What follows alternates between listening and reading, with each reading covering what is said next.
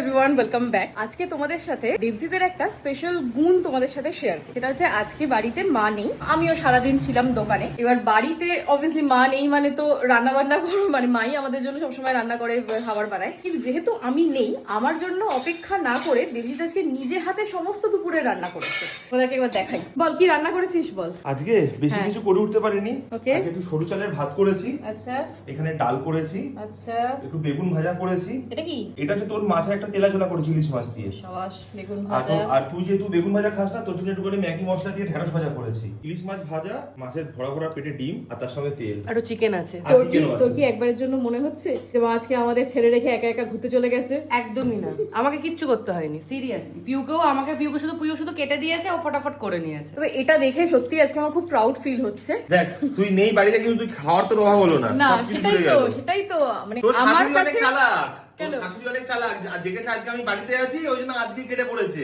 কারণ জানে এ আছে মানে সবকিছু হয়ে যাবে।